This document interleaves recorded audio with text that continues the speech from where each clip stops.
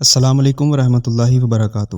معزز سامعین کرام، آج کی ویڈیو میں ہم سنیں گے روحانی سلطنت کیا ہے، روحانی سلطنت کی حقیقت کیا ہے، روحانی سلطنت کے عناصر کیا ہیں، اور کیا روحانی سلطنت اور دنیاوی سلطنت میں فرق ہے یا نہیں۔ ہم یہ بھی سنیں گے روحانی سلطنت کی پہچان کیا ہے، کیا کوئی انسان اس سلطنت کا حصہ بن سکتا ہے یا نہیں۔ سب سے پہلے ہم بات کریں گے روحانی سلطنت کیا ہے۔ سامعین کرام، روحانی سلطنت ایک ایسا تصور ہے جو تصوف، معرفت اور باطنی علوم میں بہت اہمیت رکھتا ہے۔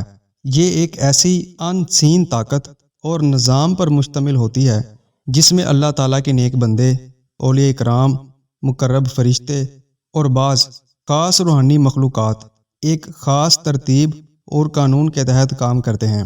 اس سلطنت کا مقصد دنیا میں روحانی توازن برقرار رکھنا، خیر و برکت کو پھیلانا اور باطنی طور پر نورانی قوتوں کو منظم کرنا ہوتا ہے۔ اب ہم بات کریں گے روحانی سلطنت کی حقیقت کیا ہے۔ یہ کوئی مادی حکومت نہیں ہوتی، بلکہ ایک ایسا روحانی نظام ہوتا ہے جو دنیاوی اور اخروی حقیقتوں کو جوڑتا ہے۔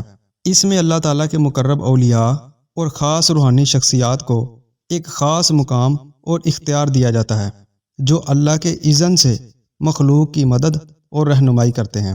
روحانی سلطنت کے عناصر یہ ہو سکتے ہیں: کتب یا کتب الاقطاب، یعنی وہ ہستی جو روحانی دنیا کے سب سے بڑے مقام پر فائز شخصیت جو تمام روحانی نظام کو اللہ کے حکم سے منظم کرتی ہے۔ ابدال، وہ خاص اولیاء جو دنیا کے مختلف حصوں میں خیر و برکت کو تقسیم کرتے ہیں۔ اوتاد، یہ وہ روحانی ہستیاں ہیں جو زمین پر مختلف جگہوں پر توازن اور حفاظت کا کام کرتی ہیں۔ اولیاء اللہ، یعنی اللہ کے نیک بندے جو مختلف مراتب پر فائز ہوتے ہیں اور روحانی طور پر لوگوں کی مدد کرتے ہیں۔ روحانی لشکر، بعض اوقات مخصوص روحانی جنگوں میں فرشتے اور بعض مخلوقات بھی حصہ لیتے ہیں، جیسے حضرت سلیمان علیہ السلام کی حکومت میں جنات اور پرندے بھی شامل تھے۔ روحانی اور دنیاوی سلطنت میں فرق کیا ہے؟ دنیاوی سلطنت زمین، قانون، طاقت اور حکمرانی پر مبنی ہوتی ہے، جبکہ روحانی سلطنت نور، ولایت، تقوی اور روحانی اختیارات پر مشتمل ہوتی ہے۔ دنیاوی سلطنت ختم ہو جاتی ہے، لیکن روحانی سلطنت باقی رہتی ہے اور اس کا اثر ہر زمانے میں موجود ہوتا ہے۔ روحانی سلطنت کی پہچان یہ ہے: بعض لوگ اللہ کے فضل سے اس سلطنت کا حصہ بن جاتے ہیں اور انہیں روحانی طور پر اس کا ادراک ہو جاتا ہے۔ کچھ لوگ خوابوں یا کشف میں اس کا مشاہدہ کر سکتے ہیں۔ یہ سلطنت کسی بھی دنیاوی طاقت کے تابع نہیں ہوتی، بلکہ براہ راست اللہ کے حکم سے کام کرتی ہے۔